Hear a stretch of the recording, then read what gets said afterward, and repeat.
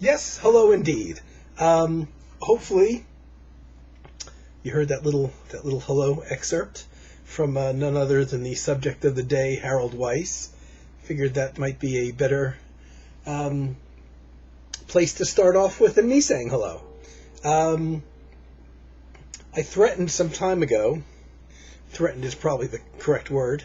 That I was going to do a video on Harald Weiss and the German musician, percussionist, composer, and I didn't do it. And I started listening to all his albums, and I took, believe it or not, copious notes in order to present facts and figures to people, and then didn't do the video.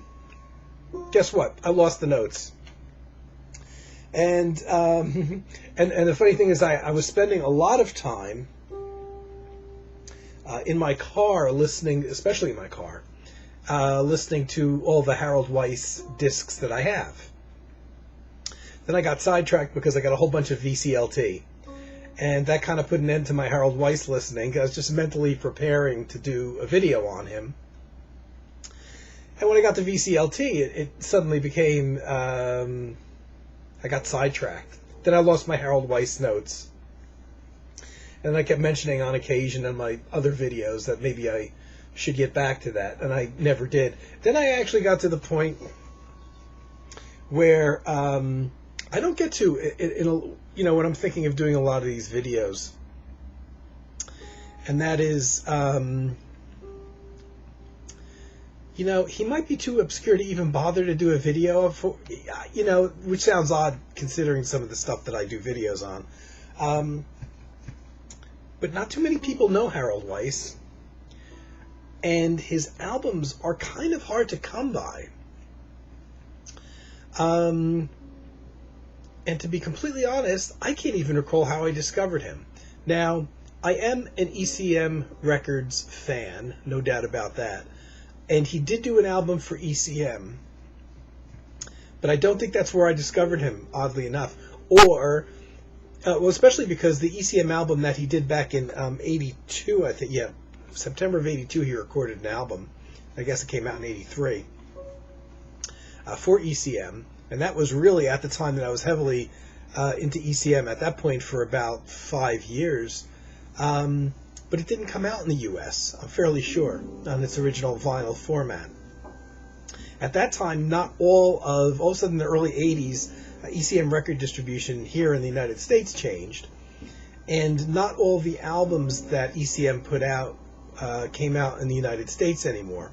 And the ones that didn't, you could kind of almost pick up which ones they were. They were by musicians that were not very well known in the U.S. Therefore, I guess the distribution in the U.S. decided that, this isn't going to sell anything. We're not going to bother to print them up and put it out. So I didn't discover that Harald Weiss had recorded an album for them until many years later. And as a matter of fact, when I finally got the album, the one album that he did record for them on compact disc, it was strictly through ordering from ECM Germany directly. So slightly before the internet really came around, I had found out that you could order from ECM Records in Germany directly. They had paper catalogs still, or at least listings of their available stuff. And I did a couple orders with them, and probably in the second or third order I did by them, I had, from the first orders, I was getting catalogs of available stuff, and seeing all those wonderful records that had come out in Germany, and I guess probably in Europe, that never got released in the U.S., and seeing the musicians and, reading I generally go by the instruments. If I don't know the musicians, and I see especially a solo album where there's only one musician playing, and it looks interesting, I would order it at that time. I think that's possibly where I may have seen the album listed by him. I really can't recall. But as time went on, I did, after I got whatever my first album by him was, maybe it was the ECM album, but I'm really not sure. I did, then the internet, a couple years later, the internet came around. And he had only recorded the one album for ECM.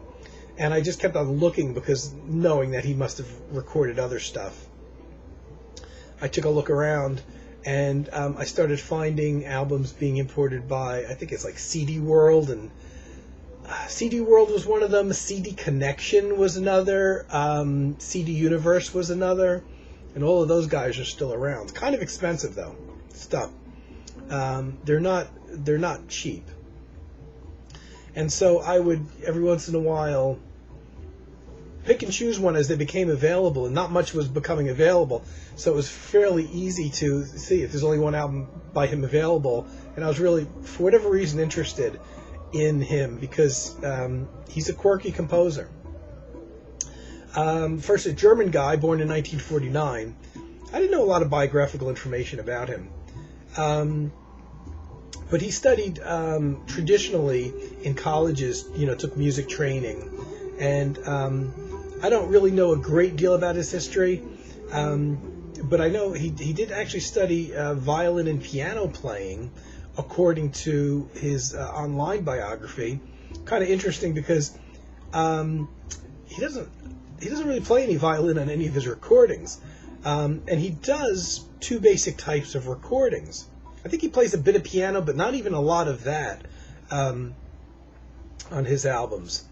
He actually studied music education as well, composition, all this I believe in Germany. And then a bit later on, also studied percussion. What's interesting is because apparently he studied percussion after the violin and composition and piano, and he's really known as a percussionist in terms of an instrumentalist. He's known more as a percussionist, so my initial impression was that he went into music being interested in percussion first, and his career is an outgrowth of that, and apparently that's not the case. He got interested in percussion, and that's really his main performance vehicle. Looking on YouTube, I did find a very interesting, I'm including links with this video, something I'd never seen before. I wish I'd get on DVD. There's a live performance that someone put up in 4 parts, in 4 sections. I'm going to link the first part, and the other 3 parts should automatically come up. It's from the same user. They're short, between 5 and 10 minutes each. So I don't know, it's a little hard to tell if that's the full performance or not. But it definitely shows you his quirkier side. Interesting that as a musician, as a composer, where do you put him? Well, he's born in 49, so he's definitely a member of the younger, I wouldn't say minimalistic generation, but when you've got people like Philip Glass and Steve Reich writing pieces for small ensembles, but also for very large ensembles and orchestral works, as well as Terry Riley, he does kind of fit in right there with his own unique thing. The interesting thing with him is that he seems to do 2 types of albums. He does solo albums where he's the only musician, and most of them have quite a bit of overdubbing on them, and they seem to stick mainly to percussion instruments, and there's a lot of different types of percussion instruments and gongs and tuned percussion on there. But oddly enough, for a guy who studied piano and violin and instruments like that, strange that he doesn't play those on his solo albums. The weird thing with him, and I always knew I was going to say this, but his music is very quirky, and at times, especially with his solo stuff, sometimes you begin to wonder, I wonder if he's being serious here. He has this thing that he does with his voice, which is highly unusual, which would prevent me from ever listening to his music in public. Like if I had an office job, which I don't right now, playing his music at my desk, because people would hear him do these voices and be like, "What the hell are you listening to?" I know the best way to describe the voices that he does some deep male voices. It goes, "Oh, no, no, no," and overdubs a great deal. sounds like an entire chorus. Sometimes it sounds like a chorus intentionally of men singing like sea shanties, and yet this is all original material. It's quite interesting to hear, knowing it all comes from one person. The other vocal thing he does is he does some very, very high-pitched falsetto voices that sound like women at times. He laughs. I've got music is playing in the background. To what extent you can hear it, there's some voices going on there. Very unusual. I opened with him doing this thing where he answers a telephone, going, hello, hello. And if you watch the linked video that I'm going to put in of the live solo performance of his, it's quite incredible. If you just listen to it, you would swear there's more than one musician playing. It's not just a music performance, it's almost more like performance art. He actually starts the performance answering a telephone and having a mock conversation with somebody on the other side, and ends up using his voice to establish a rhythmic phrase. He's got a little table in front of him with some small instruments on them. And he starts repeating this instrument phrase with his voice, and then banging around and playing some of these small percussion instruments he's got on the table in front of him. And I think if I only heard it, I would swear there's overdubbing on there. It's incredible how much he can get going in a live performance. And I'm assuming that video is he does apparently a lot of live performances, and he does a lot of solo live performances. And it's interesting for a musician from his era or age, or the mindset he's got, because you can't call him a traditional classical composer in most cases, and that he does these solo albums. It's quite odd that on none of his albums that I have, and none even that I'm aware of, even the ones I don't have, does he ever put together a small ensemble. His albums are either totally solo, just him and overdubbing and voice, and in one case actually live, or he does a full-out orchestra thing, where he writes this entire, in a lot of cases, a story. His classical orchestral type compositions seem to be based around stories, and they have string sections and operatic vocals, not entirely done by him. And in some cases, I can't even tell.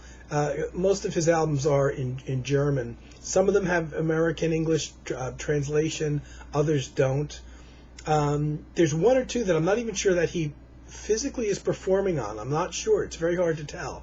Or whether it's all entirely written out for the orchestral musicians and the female voices that he uses.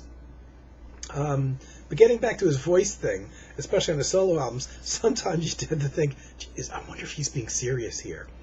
And I listening to his albums when I was doing a great deal of listening, I guess it was more in the summertime, when I was really attempting to get through his catalog of stuff I have and listening to everything and making mental notes. And I got to admit, I would chuckle at times at some of the, especially female-style falsetto vocals that he does. And I remember thinking, gee, what can I compare this to? You don't hear that kind of thing in serious music very much.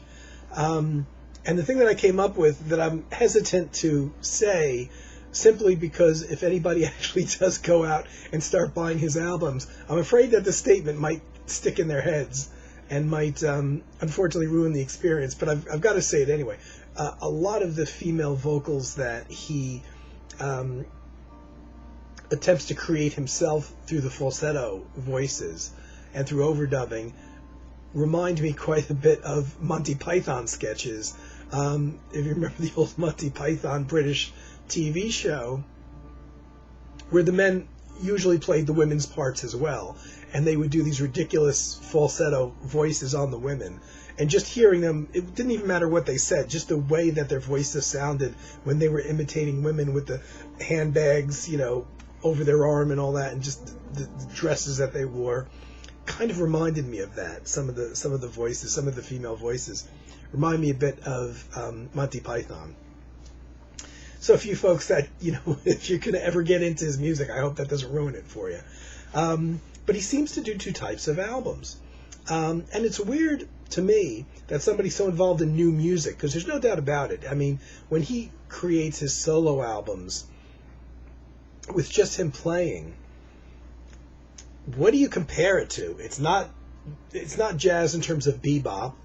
Doesn't even sound like new jazz. Doesn't sound like classical music.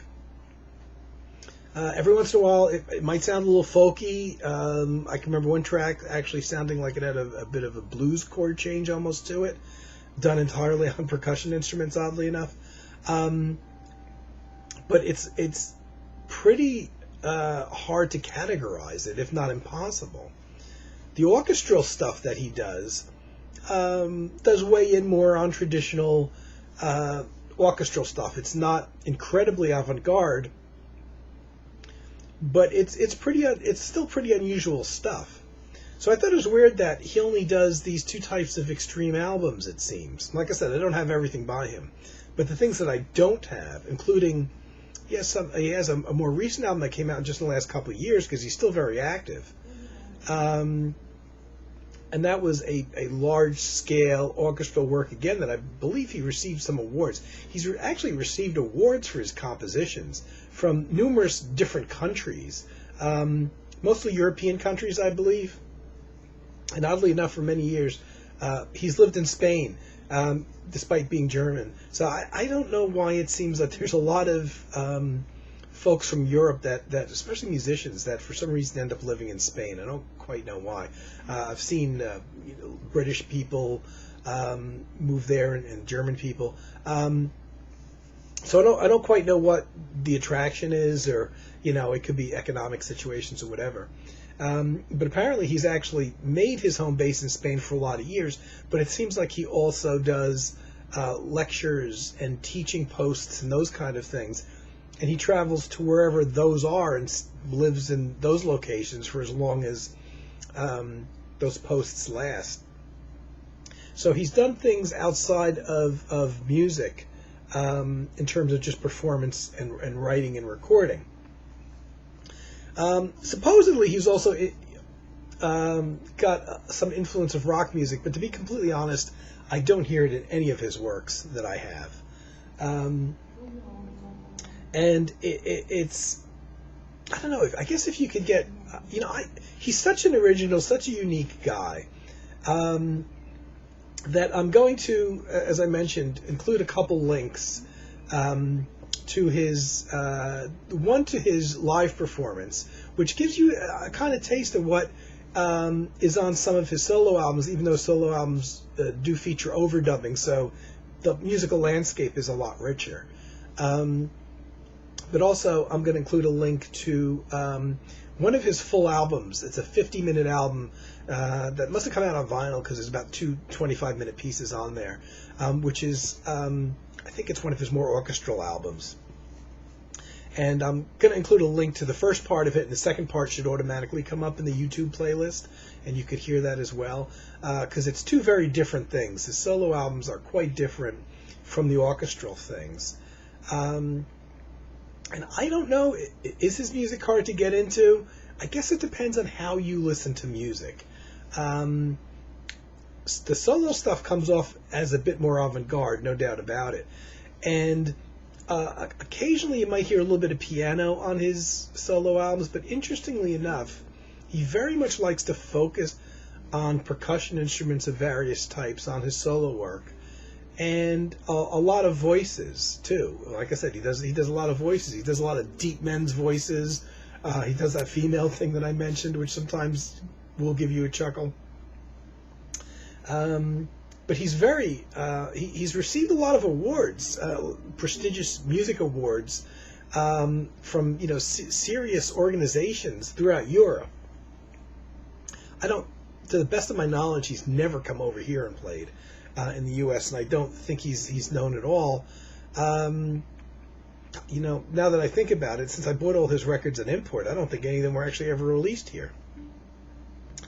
The one exception is I'm gonna just show you the CDs, the albums that I have by him. They're not all of them. He's got a few albums that I believe are from earlier in his career that appear to have never been released on CD, because I do have a compilation album by him. And a compilation album can or cannot be a good thing. The compilation album by him has a couple pieces that aren't on any of the albums I have by him that I believe are from his earlier solo albums that never got released on CD, as well as one new piece. Oddly enough, that one new piece on the compilation album, which is a solo thing, sounds very much like the piece that I've linked here from his live performance. It's a studio recording of kind of a version of what you will see him do and part one of the live performance. So he's definitely an interesting guy. He should have put out, and maybe he has, I don't know of, he really should have put out a DVD of his performances, live especially, his solo stuff. And I'm sure if they probably put anything out, it would probably be one of the orchestral performances, which, great music, but it would be less interesting to visually see because you'll just see an orchestra and some orchestral singers. I think when you see his 40-minute or so, however long it is, the 4-part live performance, it would definitely be interesting to see a full-length concert of him going at it. I'd say I have a preference, but sometimes you want to hear orchestral music, sometimes you don't. So I do like, I kind of get excited anyway by the premise of the solo albums, as I've talked about many times before, of one musician going in and playing all the parts himself and overdubbing. So I gravitate toward those with anyone. So maybe I have a slight preference to those anyway, and maybe I have a preference to those when it comes to Harald Weiss as well. The interesting thing is that he's never done any kind of small group gathering, which is quite odd. Coming up when he did, from 1949 on, jazz was prominent, and even smaller classical ensembles. I'm surprised to find that in anything I've ever seen by him, there's never been a small group, trio, quartet, sextet, whatever. That would be interesting to hear of his music. I think of somebody like Pierre Favre, the percussionist also, which has written his own music and put together small groups that play his music. So it's interesting to see that he never got into that kind of small group ensemble playing that he would write music for and maybe even have them improvise on it. More in the, not necessarily in the jazz mode in terms of music, but in the improvisation mode, since he's so involved with new music. So it's very interesting that he's never done one of those, and I would love to see him do one, as much as I love his solo works, his solo albums. So I talked about the one album that he did for ECM called, some of these I'm not even going to pronounce, they're in German, and despite having German roots, I don't speak it. But it looks like Trommelgeflüster, which is his only ECM album. The only album he recorded for ECM. I don't know how they got interested in him and then had him come in and only do one album. Oddly enough, this is a little different from him. It is an all-solo album, but it appears to me to be done entirely live in the studio, unlike his other solo albums where there's a ton of overdubbing on there. And actually, it's probably his weakest album, really, to be completely honest with you, because I think he's I would say hampered because he does live performances totally solo, but I know, especially at the time, that ECM had a policy of only having 2 days to record an album for any musician band that they had in. And I think that was probably in effect, it certainly was in effect in 1982. And I don't know if he had those same restrictions placed on him, which he may not have appreciated or liked. So they used to allow 2 days to record an album, and on the third day it was mixed. So you really only had 2 days to record an album. This album has two long pieces on it. The first one is 23 minutes, and the second one is under 15. And it, originally on vinyl, because it was recorded in September 82. I like the cover, though. And even though it was not released in the U.S., because ECM is a fairly well-known label, it maybe slightly easier to get as an import, not necessarily cheaper, but easier to get because of the ECM affiliation, and the label's very much alive and up and running. But it's not a very good place to start with his career. Like I said, he can make so much noise live that it's hard to tell whether or not this is really recorded live. It doesn't state that it is on the album. But after you see his live performance and you hear him making a lot of sound live without overdubbing, much more than I thought possible, especially with small instruments. I'm not sure when I listen to this. It sounds like there's a lot going on, and I thought there was overdubbing initially when I first heard and listened to the album. Then after seeing his live performance, I'm not so sure. There's a lot of percussion things, and he's doing his oddball voice things, but typically when he does his voice things, he overdubs harmony voices with them, and there's no harmony voices on here. And a lot of wild percussion, almost at times like there's a drum solo going on. And I'm willing to bet at least one of the two pieces on the album was an entire live performance, if not the entire album. So it's not, oddly enough, not really representative of his work, because on his solo albums, he's got one of two things. He either does a lot of shorter pieces, like in the 5-minute or so range, or he'll do maybe just two parts, two pieces, but each piece is almost like a classical movement in itself, where there's very distinct sections. And this album doesn't have that. There's two long pieces on here, but there's not a lot of changes or movement necessarily throughout the piece. And it does sound like a live thing. And it's hard. His music is sometimes so hard to find in print that it's hard to say that that the ECM album that he made may or may not be a little bit more easily available to find. But oddly enough, it's not the best place to start for me. Here's one which The Other Paradise, which is another solo album. This one has 7 tracks on it, and it was recorded in January, February, March of '95. This is really good. Doesn't have a whole lot of his voices on there. It's mostly the whole list. They don't really list instruments on these albums. It just has all voices and instruments performed by Harald Weiss. Now, supposedly, this is a soundtrack to a movie, but I don't necessarily. I'm not sure, looking at the booklet in here, that it's a movie like a Hollywood fictional movie. It may be either a documentary, or it may actually be something more avant-garde, more like the music is as important as the movie, not necessarily a story, or maybe not even necessarily fiction. It's hard to tell. Now, on his biography, it says he does do movie soundtracks. But I don't necessarily think it's the kind of movie soundtracks like you're used to thinking of them in terms of Hollywood or even necessarily fiction films soundtracks. It's a really good album. All solo. Doesn't list instruments, but again, I hear a lot. There's a lot of tuned percussion on here that he uses, stringed percussion things. Very unique, very unusual.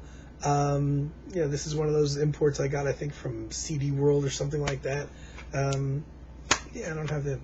I know a few of these. I have the receipt. And I know one of them I bought in 1999. And I couldn't believe it was 15, 16 years ago that I bought it. It didn't seem like that long ago. This is probably one of his easier solo albums to get into. Not as much voice on here. Not as much funny stuff with the unusual stuff with the voices.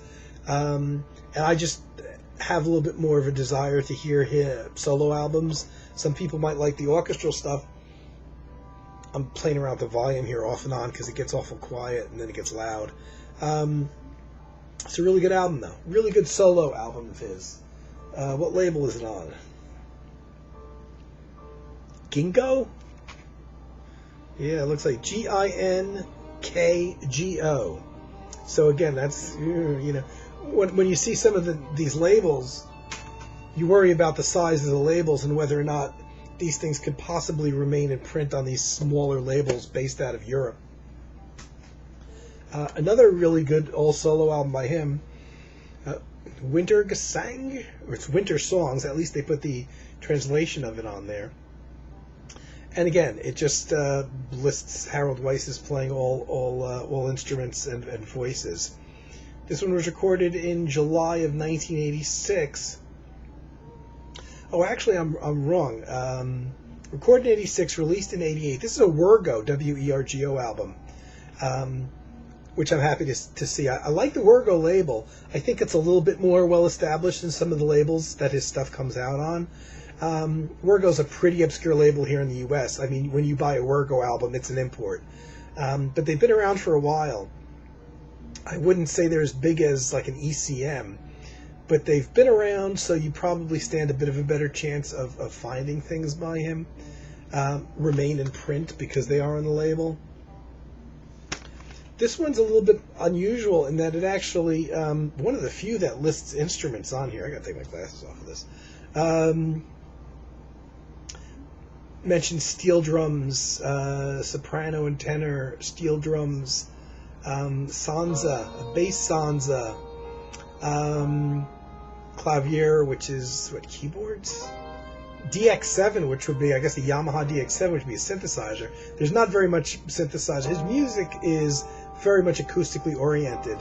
And when you hear rare mention of a synthesizer, you're probably not going to hear any electronic kind of textures in his music. Synthesizer is very subtle and might be there kind of in place of another instrument, like say maybe a flute or a guitar or something like that. Tempo blocks, gongs, maracas, so a lot of percussion. So this one has a lot more information on it. Maybe a bit more variety in terms of the sound, too.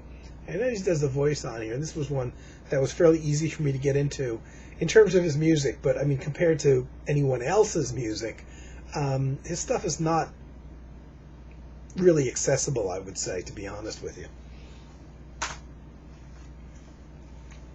Another one, My Wooden Dancing Shoes. This is the one that has actually like a little blues tune on here. On this one, he's listed only playing percussion and voice, so apparently no keyboards or anything like that. But percussion does include tuned percussion, I guess. And there's 10 tracks on here, so all fairly, shorter tracks, 6 minutes and under. His album is very much like an oral journey, and they're really interesting if you're in the frame of mind to appreciate them. Even especially the soundtracks, which, like I said, they're not to kind of necessarily standard movies like you're used to thinking. So you almost get more of an experience not seeing the visual aspect of the movies that he did the soundtrack to, and just kind of putting on the pair of headphones type of thing, or just daydreaming and listening to what the hell is unfolding in front of you. But you have to kind of check expectations at the door with a lot of his music. This one is from 1990. And again, this is another Wergo one. So this is what I've seen available off and on through the years. A couple of his albums that I picked up were only available briefly, it seems, for the time I picked them up, and then there was one copy left of them, kind of thing. But you know what? That was looking on that, like I mentioned, like an Amazon, CD World, CD Connection, places like that. I've only fairly recently discovered, well, this is before I even started looking at places like eBay or Discogs, which might be a better place to locate his music, because there's so many international sellers that sell there. So I haven't checked those out to see the availability of his albums there. I'm willing to bet Discogs and eBay, both probably may actually be easier to find his stuff, if not necessarily cheaper, simply because of the amount of sellers on there. But this one, again, just lists percussion and voice, another all-solo album. But they're all a little bit different. For me, I was never sorry I bought any of the ones that I bought.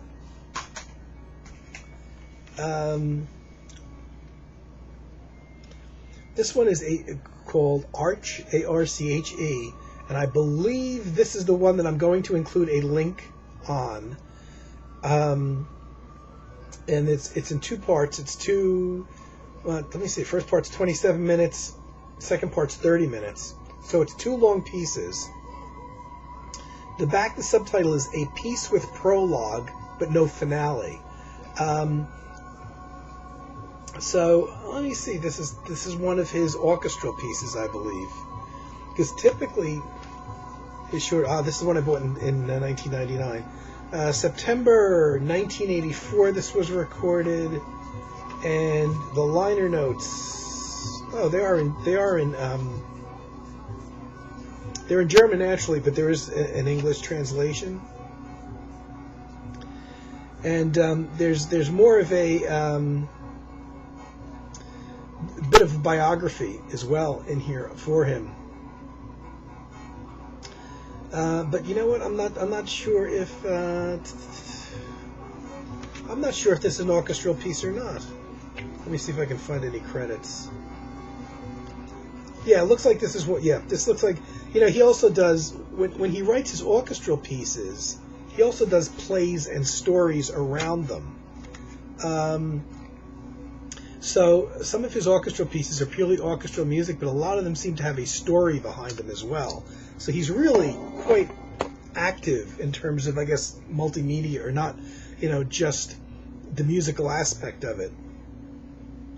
And this looks like this may have been recorded at the Frankfurt Opera, and I believe this is one of those orchestral albums. So it's about a 57, 58 minute album in two parts, which you can hear for yourself because the full thing is up on YouTube. I'm going to put a link to part 1, and part 2 should automatically come up, and you can kind of hear it for yourself. But this is getting into his other area that he does, this is September 84. This is recorded, which is his orchestral compositions.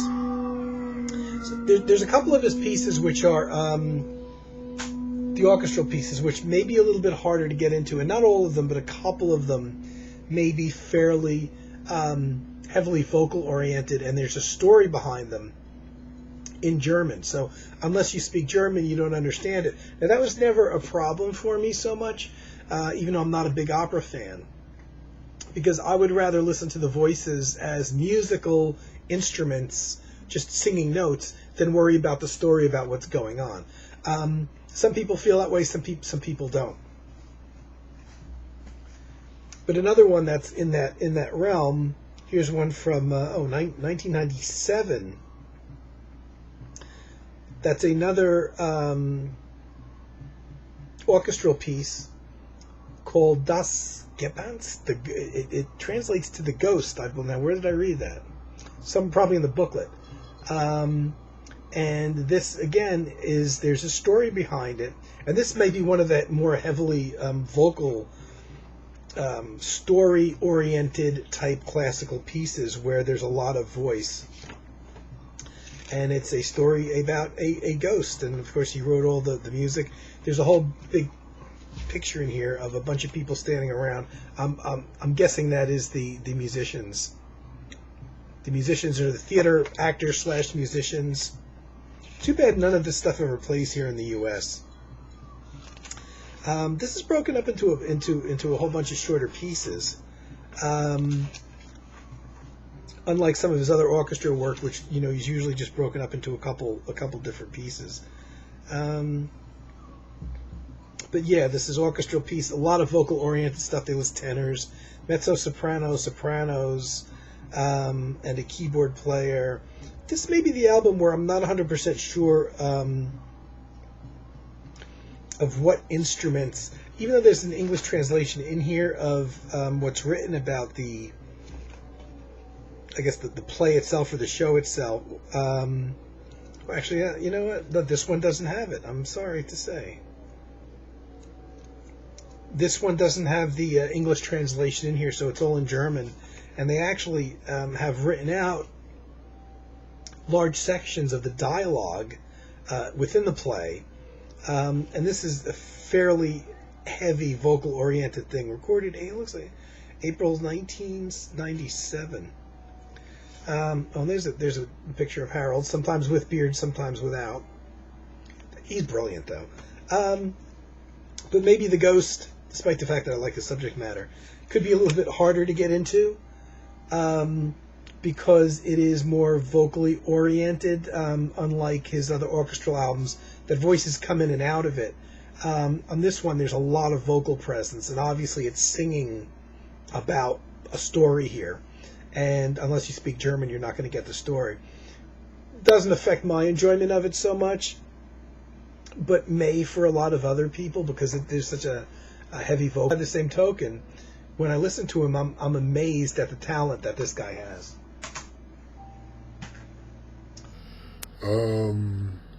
Another one, ADE. Another one I like, AID, which I like very much. This is, again, an orchestral thing, done August 88th. This actually has 10 parts in it, quite short, just under 40 minutes. But again, a Wergo album, so one of the ones that's a little bit more available of his, I would think. Singers listed, synthesizer player. This time Harald is actually listed as playing percussion and synthesizers and keyboards within the, like I said, in some of these credits, it's not real clear on certain orchestral albums of what Harald Weiss is playing on them. This one actually listed he's playing percussion and synthesizer. And in fact, for a guy that probably considers himself primarily a percussionist, a lot of the orchestral albums are not very heavy on percussion. There's almost none on some of them at all. So it's not like you would expect to hear from a Steve Reich or something like that. So it's quite unusual that someone that's so percussive oriented that some of the orchestral things, there's not much percussion going on at all. This is for me one of the orchestral ones, easier to get into, and I like the fact that I can tell. Also has vocals in it. But I like the fact you can actually tell, he plays percussion and synthesizer on here. And again, not a lot of heavy electronic synthesizer presence there. His most recent one that I have, Reese in die Nacht, something in the night. And this is another Wergo from 2000. Journey into the Night. There we go, because there is the translation on here. This is one of those thick packages. There's a nice thick booklet in here. This one is actually broken into 4 parts, 47 minutes total. Recorded, looks like throughout quite a few months in 1999. Taking out the box. Here's the CD. Another orchestral piece. Fairly vocal oriented from what I remember. There's Harald. A fairly thick booklet here. Journey into the Night. Oh, and it's another one that says it's a film soundtrack. So I'm not sure. And I don't know if those would be the musicians. I can't get this right here. I don't know if those are the musicians that play on the album, or whether or not that could be the folks involved in the film production itself. Awful lot of pictures. A lot of pictures of a lot of people. This is a nice package. This was one that I think was fairly easily obtainable, maybe just because it's much more recent. An American translation of various lyrics and things like that. This one appears to also be fairly story-oriented. Nice booklet. He's got a more recent album that I don't have that's another orchestral piece.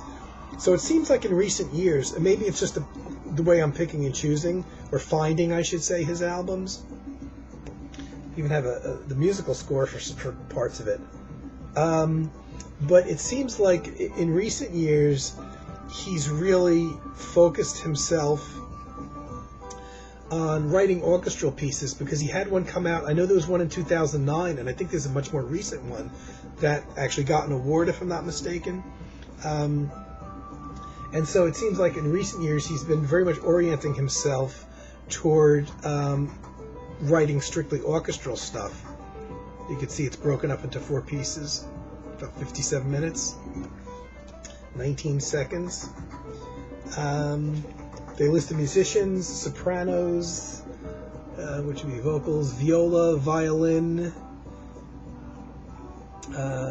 percussion, for once, not just played by himself, but he also plays keyboards and piano on here, and sampler, horns. So a fairly large-scale thing. And that one's from '99. I think that's the most recent one I have by him. And there is a compilation album that I have, and I did mention it features a couple pieces that I can't figure out where they originate from, and shorter pieces. And it's this one. This is Virgo also. The Rest is Silence is the name. I particularly love the cover image. Though oddly enough, this is out of its shrink wrap, obviously, but the sticker is actually on the CD itself. But that's the way they do imports, I guess. In some ways, it may have even come without shrink wrap because it's a German import. Usually compilations are good albums to sample an artist, and this is not horrible, but there's too much variation, I think, from track to track. It has a couple tracks from albums that I can't locate of his. So I don't know if they're referring, like one is called Stat Music. I don't know if that refers to an album title or a play that he may have done the music for that was not published, and therefore it would be a previously unpublished track. There's another from a play that he did that I can't find a soundtrack to called Masking Ball. I think that's the one, yeah. And there's a 10-minute track which is sounding like a live performance of his that's unique to this album, as well as tracks from ADE that I showed, Winter Songs, My Wooden Dancing Shoes. But the problem is it's very hard to excerpt, especially orchestral albums. So there's a couple orchestral things that they excerpt. I don't know if that's a kind of a hard to. How do you transition? How do you take a little piece of an orchestral thing, and then after that you have a solo thing, and there's quite a few solo things on here. But if you could get it cheap, and it has a few tracks I can't locate anywhere else, I would pick it up. I'm a bit of a well, I have to, a completist, so, it's got tracks that I can't trace to any place else anyway. So, hold on one second. So, I would have bought it anyway, and the fact that this was at the time I got it, was fairly easily available. Well, that's my Harald Weiss. I threatened to do it. I lost all my notes, all that months of listening to this stuff, and I misplaced and lost the notes, and that's the way I am, and I'm a slob, and what can I tell you? That's what I do. I wanted to do this, though. I did, and just in the last week, I started kind of re-listening to a bit of this again, but I've got so many nice things from VCLT that I've spent so much time listening to in recent history. And I know my thing is I'm all types of computer problems here with focusing and with, once again, I'm running out of disk space. So I did this now in light of my buddy Carm's birthday. He might be the only person interested in this video. And I had mentioned months ago that I was going to do the Harald Weiss video, and he was interested in seeing it.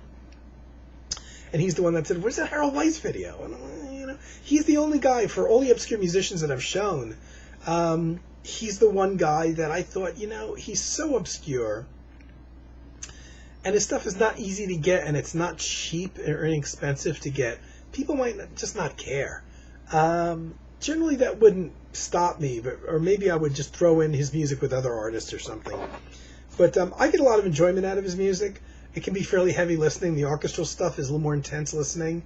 The solo stuff is a little bit easier to listen to, especially with other albums mixed in. You can listen to a jazz album and listen to one of his solo albums, kind of thing. The orchestral stuff tends to be a bit heavier. Oh, let me sit and concentrate and listen to this. But I'm amazed at the guy's talents. And if you're curious at all, I'm going to try my damnedest to remember to put those links in there, and you could kind of experience a little bit of his stuff. And hope you enjoy it. And happy birthday to Carm, my buddy. That's why I did this today. It's because it's his birthday today, and he wanted to hear about the Harald Weiss thing, and I hope I didn't let him down. Okay, guys, hope you're all having a great day, great week, great month, whenever, and I hope everybody's doing well. I'll be back soon. Bye.